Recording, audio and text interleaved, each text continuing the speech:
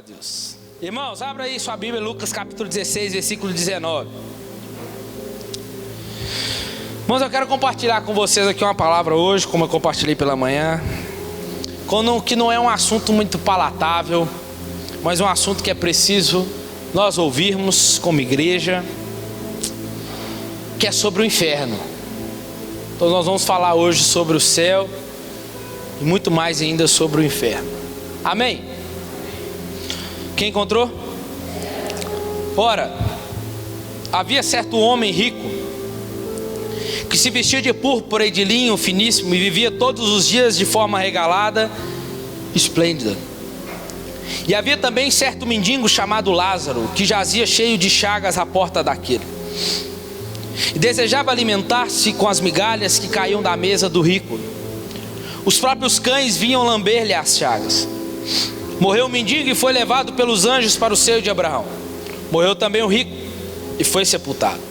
No inferno, estando em tormentos, ergueu os olhos e viu longe Abraão e Lázaro no seu seio. Então clamou: Pai Abraão, tem misericórdia de mim e manda Lázaro que molhe na água a ponta do seu dedo e refresque a língua, porque eu estou atormentado nesta chama. Mas Abraão respondeu: Filho, lembra-te de que recebeste os teus bens em tua vida, ao passo que Lázaro somente males, mas agora ele é consolado e tu é atormentado. Além disso, está posto um grande abismo entre nós e vós, de sorte que os que quisessem passar daqui para vós não poderiam, nem os de lá passar para cá. Respondeu ele: Rogo-te, ó Pai, que o mandes à casa de meu pai, pois tenho 5 irmãos, que lhes dê testemunho, a fim de que não venham também para este lugar de tormento. Disse-lhe Abraão: Tem Moisés, os profetas, ouça-nos. Disse o rico: Não, pai Abraão, se algum dos mortos fosse ter com eles, eles iriam se arrepender. Respondeu Abraão: Se eles não ouvem a Moisés e os profetas, tampouco acreditarão, ainda que algum dos mortos volte à vida. Amém? Irmãos, pregar sobre a realidade do inferno é um propósito que eu sempre fiz com o Senhor, de todo ano pregar na igreja, assim como a morte, como nós temos pregado, porque é uma realidade. Porque se nós cremos na vida, nós temos que crer também na morte. Se cremos que tem um céu, é porque nós temos que crer que existe também o inferno. Porque amanhã, quando chegar lá naquele grande dia, eu não quero ser daqueles que as ovelhas podem virar e dizer: mas você nunca pregou para mim, você nunca ensinou para mim sobre isso. Não, aqui nós vamos aprender e vamos ensinar sobre tudo. Amém? Que ninguém fique enganado, isso é o que mais importa. Então nós estamos diante de uma realidade bíblica, a qual Jesus mais pregou em seu ministério terreno, aonde Jesus está tratando primeiramente, no contexto do capítulo 16, Jesus está tratando acerca da avareza, do amor ao dinheiro, como no caso do mordomo infiel, como está no capítulo 16, pedindo conta de todo o seu dinheiro. Jesus disse que ninguém pode servir a Deus e ao dinheiro. Depois Jesus vai falar no versículo 14 em diante, Jesus vai falar sobre os fariseus que se auto-justificavam acerca das suas obras, da auto-justificação acerca do que eles faziam diante dos homens, mas diante de Deus eles eram uma abominação. Então Jesus, antes de adentrar essa parábola, para nós entendemos que Jesus sempre vai usar a parábola para ensinar os seus discípulos, e ele sempre vai usar a parábola para ensinar sobre algo que está ali. E toda vez que ele vai usar a parábola, ele usa algo que está diante dele. Mas dessa vez não. Essa parábola ele não usa sobre nenhum acontecimento que está ali diante dele, mas ele vai ensinar sobre algo que é verdade. Porque quando Jesus ensinava com parábola, ele ensinava diretamente para os seus discípulos, e os fariseus não entendiam nada do que ele dizia. Mas os seus discípulos sim, porque além a parábola do joio e do trigo, quando Jesus ensina, Jesus fala, e depois Jesus aplica o sermão do joio e do trigo ainda para explicar aos discípulos o que ele está ensinando. Assim também como a parábola da semente, Jesus fala da terra, Jesus fala que o problema sempre foi a terra, mas no outro evangelho Jesus está explicando, agora ele vai aplicar a parábola ainda da semente, para que os seus discípulos ensinem. E Jesus sempre vai ensinar sobre algo que os discípulos estão já acostumados a ver.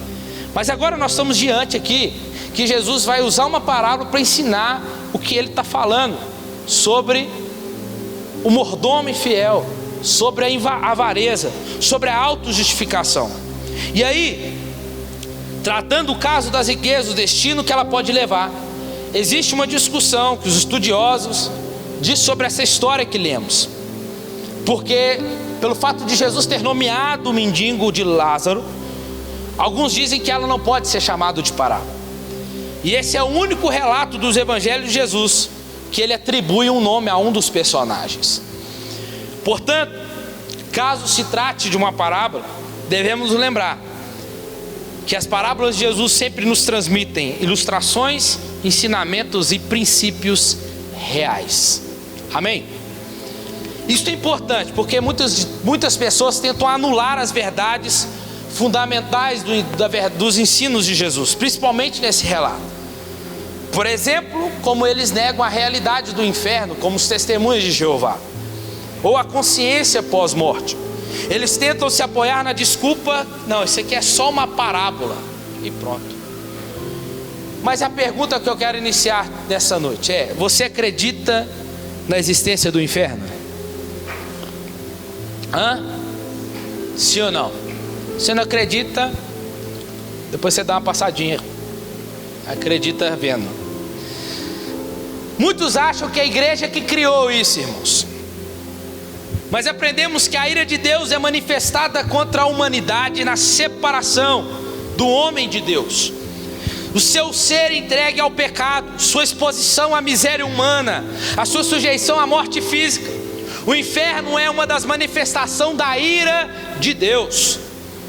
E mais solene verdade bíblica e as consequências do pecado, que não terminam com a morte física. Após morte, há um julgamento final, e aqueles que morrem em seus pecados passarão da eternidade para o inferno. Sabemos que esse não é um assunto para um culto de domingo, talvez você pode dizer. Muitas religiões dizem que isso foi criado pela mente dos homens. Só que esse assunto foi muito desprezado pelos púlpitos de muitas igrejas hoje. Não se prega mais sobre o inferno. O inferno, assim como outras doutrinas bíblicas, como a encarnação, como a ressurreição de Cristo, a ressurreição dos mortos, é uma doutrina. Mas a realidade do inferno, a doutrina do inferno é uma realidade muito difícil. Mas é algo que a Bíblia ensina, e não podemos compreender plenamente Deus e seu mundo sem nós ensinarmos sobre isso. Nos evangelhos, Jesus falou mais sobre o inferno do que sobre o céu. Ele fez isso para mostrar às pessoas como o pecado é terrível. E se nós permanecermos na prática do pecado, qual será o nosso fim? E como nós devemos evitar de ir para aquele lugar de tormento. Os discursos de Jesus sobre o inferno, 13% dos seus ensinamentos, mais da metade das parábolas, 12 vezes nas escrituras e 38 vezes aparece nos evangelhos. Isso é para quem crê na Bíblia. Todas as vezes que aparece a palavra inferno no Novo Testamento, e a palavra Geena ou Guiena, uma palavra que tem uma história por trás, para você entender. Ela se referia ao vale de Rinom, fora de Jerusalém, aonde os próprios israelitas queimavam seus filhos com sacrifícios a Moloque. 2 Crônicas capítulo 28 e 2 Crônicas capítulo 33. Era um lugar de atitudes perversas, de tristeza, que angustiava o coração.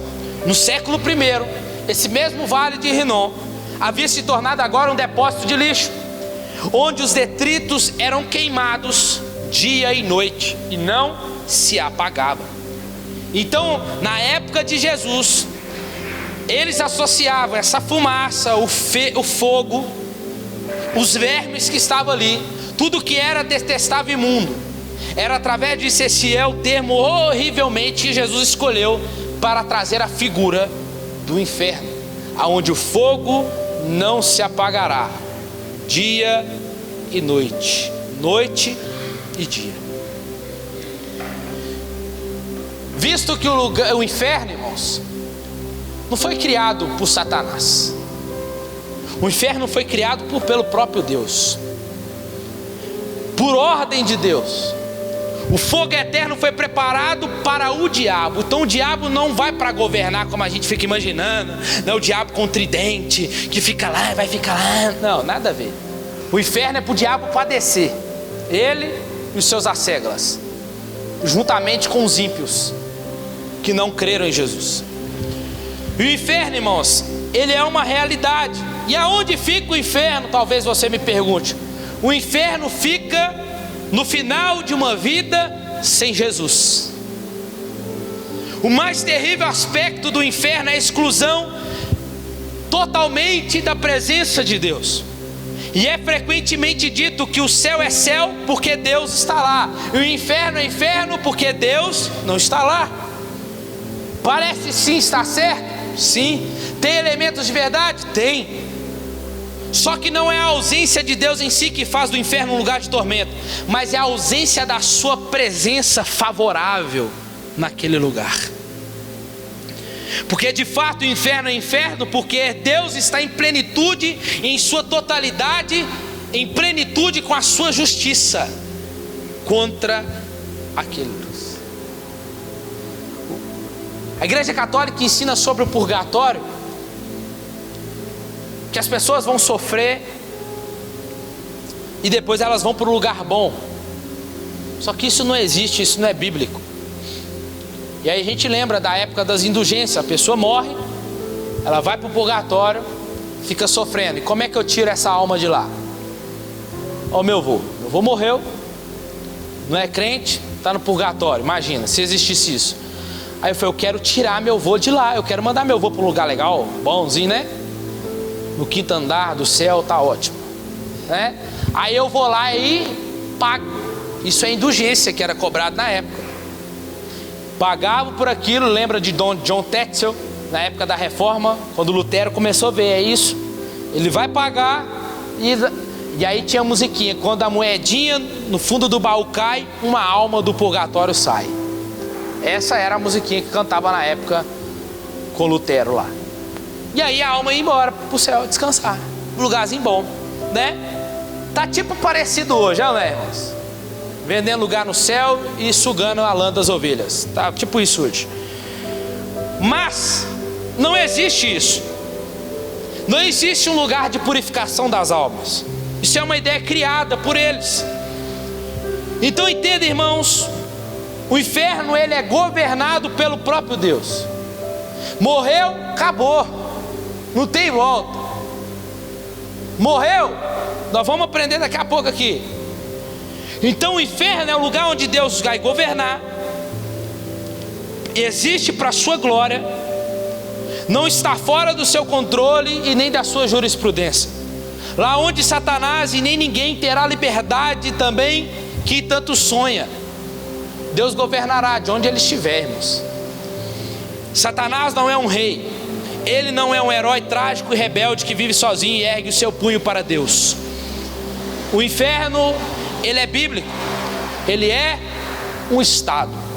O inferno é causado pela consciência de Deus, pela sumária e não por Satanás. O inferno é a separação do homem eternamente de Deus. O inferno é o que é, porque Deus é quem Ele é. Você está aqui? E as pessoas falam de ver a Deus, muitas das vezes nós, ver a Deus face a face, como se fosse uma experiência calorosa e favorável, agradável. Só que no entanto a Bíblia nos ensina lá em Êxodo 33 que a santidade de Deus e a perfeição de Deus são tão completas, irmãos, que se alguém visse do jeito que está a vida hoje, morreria na hora. Porque até mesmo o menor pecado em sua presença resulta numa aniquilação imediata. A presença, a nuvem da presença poderia cobrir todo o sacerdote no Santo dos Santos, mas se ele tivesse um pensamento impuro, ele era morto na hora dentro do Santo dos Santos. Por isso que ele usava a cordinha no pé ou na cintura, porque se o sino parasse de bater, o sacerdote lá de fora puxava ele. Ele não é doido de entrar lá, né? Para você entender como é a santidade de Deus, irmãos. Quando Isaías viu o trono de Deus, ele se prostrou com o rosto em terra, aterrorizado, pensando que iria morrer. A doutrina do inferno, infelizmente, caiu muito em desuso, mas ela existe por uma razão. E Deus nos conta sobre o inferno para demonstrar a nós a magnitude da sua santidade. O inferno é o que é inferno, porque a santidade de Deus é o que é, irmãos. O inferno deve nos deixar de boca aberta perante a santidade íntegra e justa de Deus. Deve nos fazer tremer diante da sua majestade e grandeza. E uma coisa é certa, irmãos, Deus sim manda pessoas para o inferno. Como nós já lemos semana passada, se me falha a memória, vocês devem temer, porque aquele que pode, aquele que tem poder de mandar uma alma para o inferno. Mas irmãos, e muitas das vezes Edgar e aquelas pessoas lá, por que eles não creem, por que eles não vêm, irmãos? Você tem que entender uma coisa, eles já estão a passos largos para o inferno. E nós estamos a passos largos para ir para o céu, amém?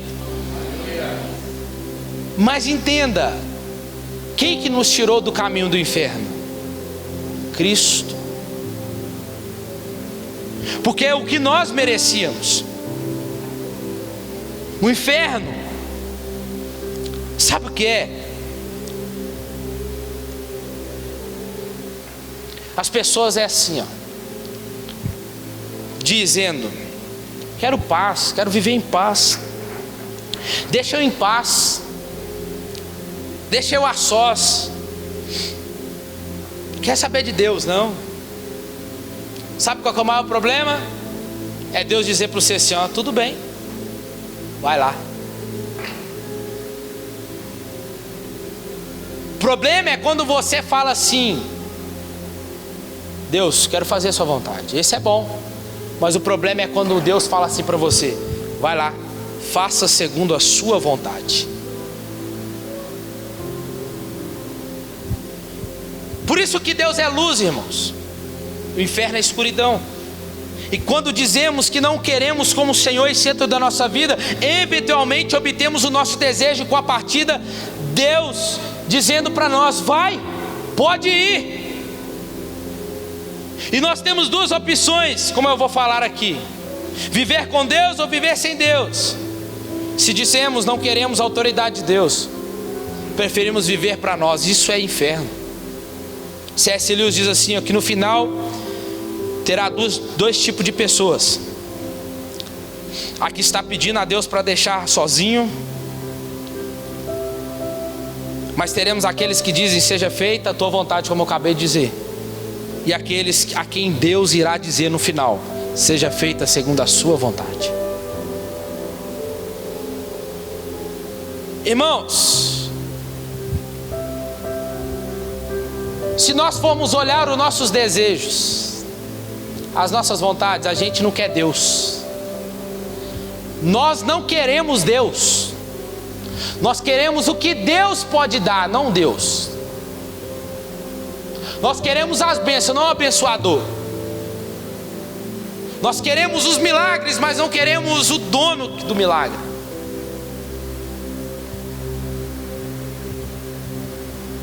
E aí entra a parábola nossa. Nós vemos Jesus desde o capítulo 15, ele vem se referindo ao trato com as pessoas. Depois no capítulo 16 ele trata das advertências contra o uso incorreto e pecaminoso de riquezas e bens e propriedades. E com base nesse ensino é possível nós entendermos agora essa parábola. Porque o homem rico dessa parábola cometeu todos os erros descritos por Jesus anteriormente: a avareza, a autojustificação. Nós vamos ver aqui. Porque o seu modo de vida era egoísta. E Jesus nos fornece dados aqui. Vamos ler. Havia certo homem rico que se vestia de púrpura e de linho finíssimo e vivia todos os dias de forma regalada. Ele tinha um traje digno de realeza. Esse homem vivia de ostentação, participando das festas e de banquetes. Ele não se importava nem um pouco com a condição do seu próximo. O rico era o egoísmo em pessoa. Quando o rico morre, Jesus menciona o seu sepultamento. Imagina o funeral dele, irmãos, ostentando até o caixão, a melhor madeira, os governantes ali todos presentes, o melhor jazigo comprado, o mais caro, digno daquele homem. De forma luxuosa foi o seu sepultamento, com certeza. Só que Jesus não fez questão nenhuma de citar o nome do rico. Mas quando o rico morre, ele vai para um lugar de tormento, e a palavra grega aqui é Hades, tormento. Mas a tradução aqui é inferno, a referência a um lugar de tormento, onde a alma do ímpio é atormentada enquanto aguarda a ressurreição do corpo para o juízo final, para ser lançado no lago de fogo. Mas há muito além da sepultura, irmãos. Havia também um certo homem, um mendigo, chamado Lázaro, que jazia cheio de doenças, à porta. O nome do mendigo é citado. Este homem que comia das migalhas que caía da mesa do rico, ficou marcado na história. Jesus se preocupou em dizer o seu nome, mas existe muito além da sepultura, porque um está no seio de Abraão e o outro está no lugar de tormento.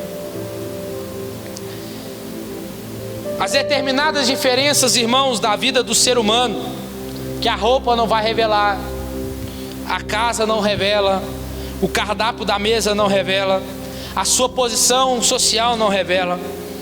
O homem e a mulher não pode ser medido por isso aqui, pelo que ele tem, mas por aquilo que sua ostentação possui. Morreu um mendigo, versículo 22, e foi levado pelos anjos ao seio de Abraão, e o rico foi sepultado. O mendigo morreu e os anjos levaram a sua alma.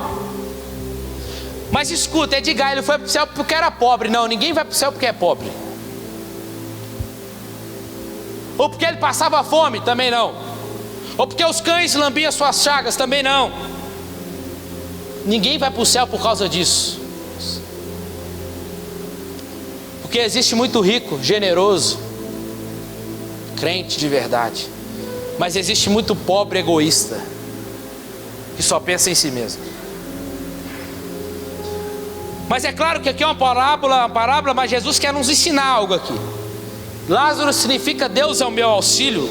Já demonstra que de fato em quem Lázaro confiava, a despeito das coisas que lhe passavam, irmãos. Porque alguém pode dizer: não, se você é crente não pode ficar doente, se você é crente não pode passar necessidade, se você é crente você não pode ser pobre, você não pode passar por privações.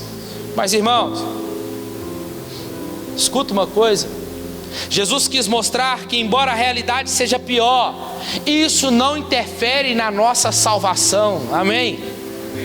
Porque nós não somos salvos por aquilo que nós temos ou deixamos de ter, nós somos salvos por intermédio de Jesus Cristo, por quem nós cremos. Então a nossa salvação não depende do que nós temos. Salvação tem a ver com em quem nós colocamos a nossa confiança. E Lázaro está aqui para nos mostrar em quem ele confiava, que ele não dependia, irmão, de coisas. Irmãos, isso é tão lindo que Lázaro vai para o céu, mas quando Lázaro chega no céu, tudo acaba. As suas chagas, a fome, as suas necessidades, as suas privações, talvez as suas angústias, os seus choros, irmãos, num piscar de olho, um minuto do céu, tudo acabou. Você não está aqui hoje não, né? Acabou. Ele esquece de tudo que ele passou acabou. Imagina o Lázaro chegando e acabou. Cadê? Sumiu.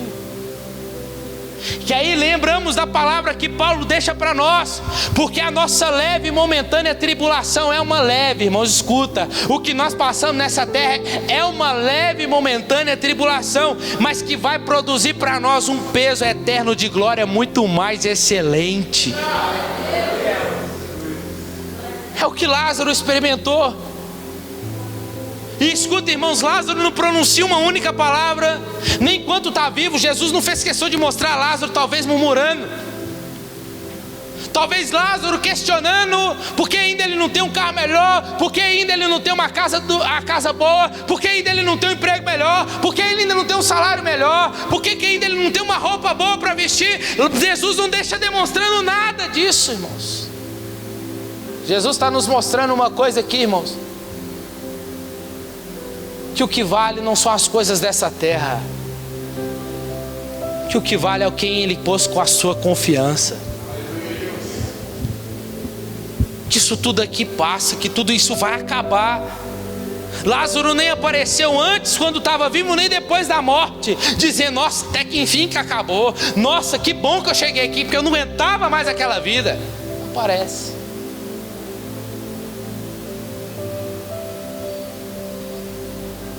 Ele esqueceu de tudo. E nem Lázaro precisou ficar se auto-justificando. Você sabe por que eu estou aqui, né? Eu estou aqui porque você sabe, eu ficava debaixo da mesa do rico lá, ó, comendo as migalhas. Você sabe por que eu estou aqui, né? Porque eu era pobre. Você sabe por que eu estava aqui, né? Porque eu passava necessidade. Você sabe por que eu estava aqui, né? Porque eu era a escória da sociedade. Não, você não está. Nem Lázaro ficou fazendo isso. A auto-justificação, que é o que Jesus condenou. Ele não ficou isso, ao contrário do rico. Irmãos, Lázaro não tem nada. O rico tem tudo, mas não tem Deus. E aí, o rico foi sepultado, a alma está no inferno. Irmãos, quem morre salvo do lado de cá, do outro lado está salvo também. Quem morre perdido aqui, do outro lado também estará perdido eternamente. A morte não vai mudar o destino de uma pessoa. Qual que é a condição, Edgar? Crer em Jesus e se arrepender dos seus pecados. Se não, não adianta, pastor, faz uma boa oração aí. Será que Jesus deu um bom lugar para ele? Não sei. Como é que foi a vida dele? Não sei. Se ele estiver arrependido no último momento da vida dele. Irmãos, escuta, a hora de se preparar não é amanhã. A hora de se preparar é hoje. Você não tem certeza do amanhã. Se você morrer hoje, onde estará a sua alma amanhã? Aonde? Amanhã eu posso estar lá fazendo seu velório. Deus me livre. Mas posso. E aí? Eu talvez vou falar do que eu vi, ué. Com certeza está no céu. Mas e você? Será que você pode olhar para você e dizer para você mesmo aonde você está? Não adianta fazer missa do sétimo dia, porque é aqui desse lado, irmão, é do lado de cada sepultura equivale. Pois a Bíblia diz que o homem está destinado a morrer uma vez e depois disso o juízo. Então entenda, o rico que abre os olhos agora, ele está na penitenciária do universo. Universo, prisão perpétua. E não vai morrer mais. Por quê, irmãos? Porque o maior drama do ser humano, quando as coisas começam a apertar, quando a tribulação vem forte, quando a pressão é muito forte, é querer o quê? Morrer. Sim ou não? É querer tirar a própria vida. Aí a pessoa quer suicidar. Só que entenda, ela não é assim que vai acabar com o sofrimento dela. Talvez pode só adiantar o sofrimento dela. Ainda mais se ela não tem certeza para onde ela vai. E escuta, e quem estiver no inferno não tem para onde fugir. A morte vai fugir de quem estiver no inferno. Vai querer morrer, mas não vai conseguir. No juízo final, vão correr deles. Escuta uma coisa aqui: quando nós violamos uma lei natural, quando nós colocamos a nossa mão no fogo, o que acontece de imediato?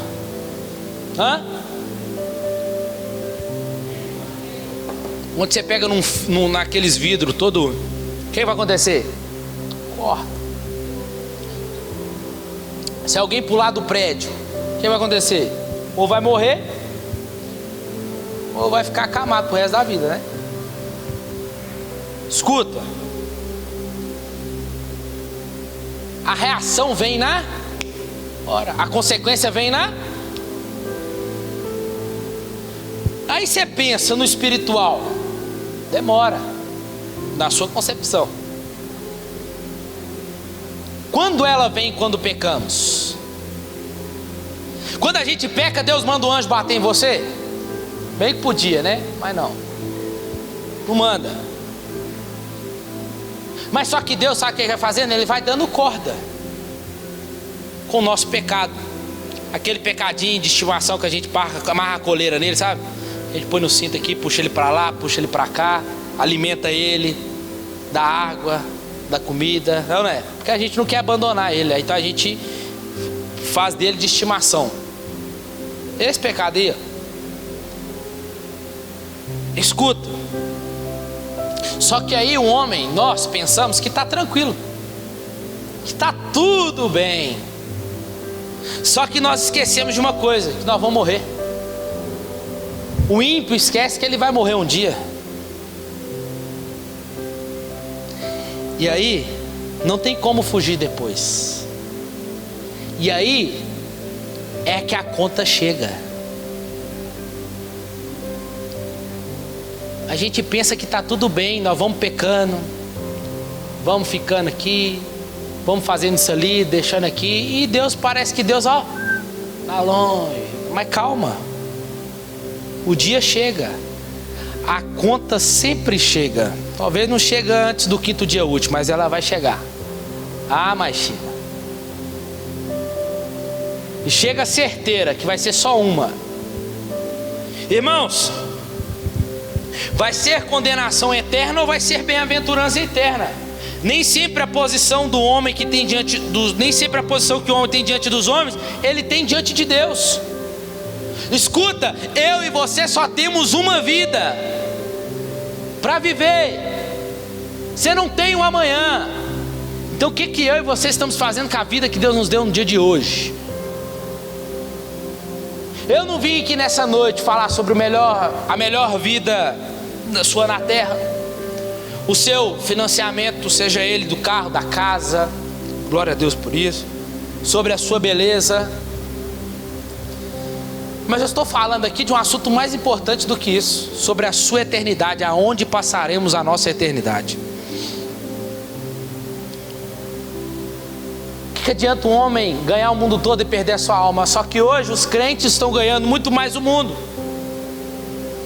está se apoderando, enriquecendo, avançando. Qual é o problema? Nenhum. Só estão perdendo a alma, só isso.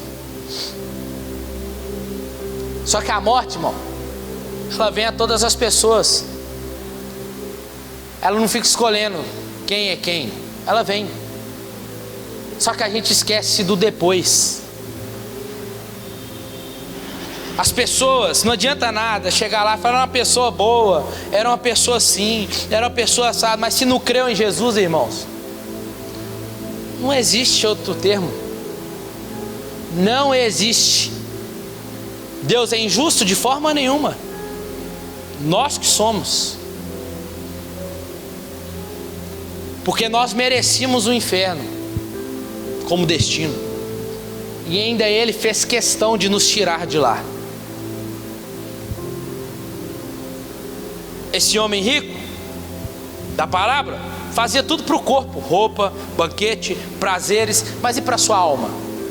Nenhuma. Ele não faz nenhuma provisão. O dinheiro oferece todas as coisas que precisamos para o nosso corpo, mas ele não faz você ir a uma viagem para satisfazer as necessidades da sua alma, as espirituais. E as pessoas que investirem aqui no agora, irmãos, nesse mundo, somente no corpo, e ao morrerem, ao perceberem que não fez investimento nenhum e perceberem que estão no inferno, vão perceber tarde demais. Versículo 27. Eu rogo a ti, ó pai Abraão, que manda alguém lá na casa do meu pai, que eu tenho 5 irmãos que eles precisam ouvir sobre esse lugar aqui, para eles não virem para cá. Por que agora ele está se preocupando com os seus? Por que agora ele está preocupando com a sua família? Isso aqui é um milagre que ele quer, é milagre. Mandar alguém ir lá, que morreu, levantar alguém, de ressuscitar alguém e mandar alguém para lá, porque assim eles vão crer. Só que Jesus mostra aqui que Abraão respondeu para ele: não, ele tem Moisés e os profetas. O que é que Jesus está mostrando aqui? Eles têm a lei. Moisés, lei, profetas. Pode vir com Elias o primeiro. Mas o que é isso? Eles têm a palavra, eles têm a Bíblia. Se eles não ouvir a própria Bíblia, eles vão ouvir uma pessoa que morreu? Jesus combate aqui o espiritismo, que para o morto aparecer é preciso ele ressuscitar. Só que escuta, irmão, esse negócio de você ficar ouvindo alguém que já morreu, isso não existe não. Isso é demônio. E você repreende, dá aquela chacoalhada assim, ó, né? Ó, tá me chamando só, né? Só que nesse mundo místico que estamos, se alguém quiser ouvir a voz de Deus, tem que ser de acordo com a palavra, a Bíblia. Alguns dizem que o inferno é aqui mesmo. Irmãos, e se não tivesse o inferno, a vida seria injusta, porque o inferno é que nivela a realidade da justiça de Deus. Aquilo que o homem planta, ele colhe. Já viu aquelas mães que perdem o filho, às vezes fala assim: eu creio na justiça divina, não na do homem, não é? É nesse momento aqui que a justiça de Deus vai ser feita em todos os sentidos. E o sofrimento do inferno, como é que é? Eu não preciso ir no inferno para saber como é o sofrimento, não, irmão. Está na Bíblia. Ó, diz que em Deus a plenitude da sua presença. E a dura realidade do inferno é ser banido totalmente da presença de Deus. Isaías 57, 21. Para os ímpios não haverá paz. Daniel 12, 2. Uns ressuscitarão para a vida eterna, outros para vergonha e desprezo eterno. Marcos 9, 48. Aonde o fogo não se apaga. Mateus 13, 42. Aonde haverá choro e ranger de dentes. Apocalipse 14, 1. E a fumaça do tormento de tais pessoas só para todo sempre.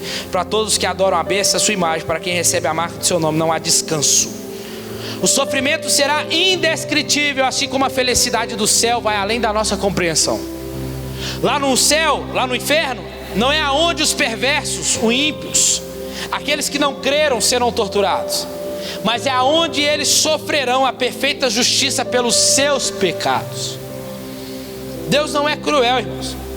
Ele não tortura seus inimigos sorrindo, porque a própria Bíblia diz que Deus não tem prazer na morte do ímpio. Deus é um Deus de justiça. Ele só estará de acordo com o seu caráter justo. E o inferno é o lugar onde esta justiça é aplicada. Os perversos recebem a exata medida da punição que lhe é devida. E as imagens do inferno? Vamos ver? Vigia, você olhando para lá, aqui. Lugar de tormento literal. O que é que vê aqui no versículo 23? No inferno, estando em tormento, ele ergueu os olhos e viu longe Abraão e Lázaro no seu seio. Ele consegue ver, mas não consegue usufruir. Mas Lázaro não consegue ver o rico. Só que ele clama, ele tem um clamor aqui. Ele clama: respondeu: eu clamo, pai Abraão, tem misericórdia de mim. Clamor não atendido. No céu, no inferno, é lugar de orações que não serão respondidas, de clamor que nem será ouvida. Jesus está dizendo que nem o mínimo será atendido e nem vai receber, porque acabou, não tem mais jeito.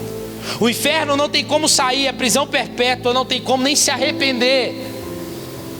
E a maior assustadora, mais verdade assustadora história aqui nossa do inferno, irmãos, é que ele é eterno. E todos os que passam por seus portões estão privados a qualquer esperança de futura redenção ou restauração. Eles estão eternamente condenados. E esta verdade provavelmente uma das maiores e repulsivas. Aqueles que rejeitam a doutrina bíblica do inferno. A punição do inferno é eterna, porque lá é onde os rebeldes se rebelarão ainda mais. É onde aqueles que odeiam a Deus odiarão mais ainda. E a gente precisa fechar. 27. Ele roga-te. O inferno é lugar onde não vai ser atendido nem apelo nenhum. Nada será ouvido do inferno. 28. Pois tenho 5 irmãos. Peça que alguém vá lá para ninguém vir para cá. O inferno é lugar de lembrar das oportunidades perdidas. Não, por que eu não... Aquela vez, né? Por que eu não... Podia ter mudado. Por que eu não abandonei? Por que eu não parei? Por que eu não preguei? Por que eu não falei? Por que você não falou antes? Irmãos, faça algo pela sua casa, faça algo pela sua família.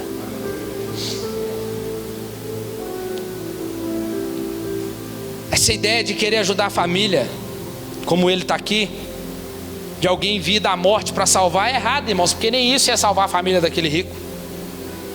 Como eu falei pela manhã, Lázaro, que Jesus ressuscitou dos mortos. Sabe o que aconteceu? Mesmo depois que Lázaro foi ressuscitado, eles queriam matar Jesus. Levaram Jesus para a cruz. Mesmo depois Jesus ressuscitou o filho da viúva de Naim, isso não fez eles crerem em Jesus. Só fez eles levar Jesus para a cruz.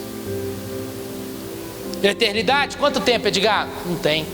Eternidade não é tempo, a ideia de tempo é nossa. Talvez você pode me dizer nessa noite: Edgar, que cruel pregar sobre o inferno. Irmãos, mas cruel ainda mais é ir para lá. Não basta que Deus nos tire do inferno, Ele deve tirar o inferno de dentro de nós. Não podemos servir a Deus com medo, irmãos, também. Com medo de ir para o inferno, como antigamente era pregado, ensinado para nós. Você tem que se arrepender, porque senão você vai para o inferno. Não, aí a gente vai servir a Deus com medo de ir para o inferno. Aí quando chegar lá, estará por obrigação.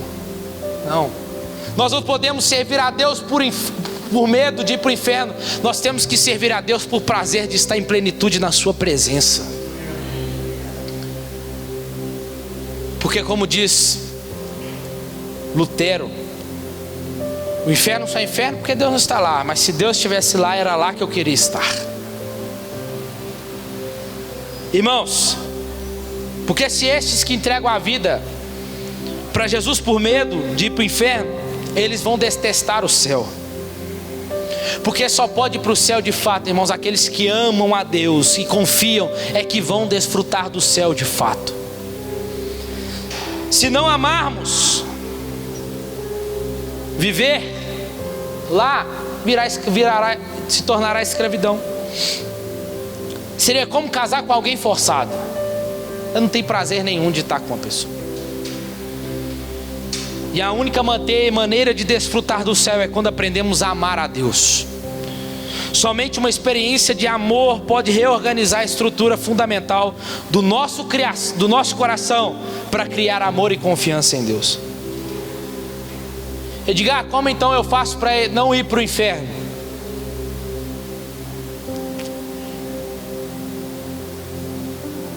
Crendo em Jesus.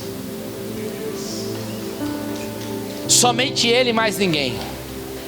se arrependendo dos seus pecados todos os dias, crendo no Evangelho, dizendo para Jesus que você é pecador, e só assim você poderá fugir da ira vindoura. É você reconhecer para Ele que eu e você somos indignos e que a justiça de Deus exige de nós uma condenação. Mas é reconhecer também, depois disso, que porém a graça de Deus providenciou para nós um meio chamado Jesus Cristo. Esse meio que Deus usou, que é o seu Filho, de pegar Ele e dizer: vai lá, morre por aquele que merecia o inferno. Para nós que somos cristãos, que está aqui nessa manhã, nessa noite, para obtermos a salvação completa, prometida no Evangelho, devemos rejeitar toda e qualquer confiança na carne, confiar apenas em Cristo. O cristão é o homem que concordou com Deus a respeito do seu estado pecaminoso, renunciou toda a confiança em sua virtude e mérito, e depositou toda a sua esperança para a salvação na pessoa de Jesus. Irmãos, insanidade minha e sua seria, depois de ouvir essa mensagem, taparmos os ouvidos e fechar os nossos olhos e endurecermos o nosso coração. Essa noite é para alertar o nosso coração, porque há refúgio para nossa alma. Fica de pé no seu lugar.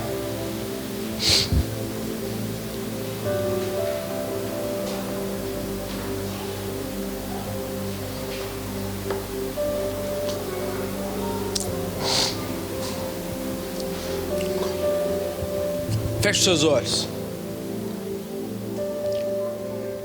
Pai, em nome de Jesus,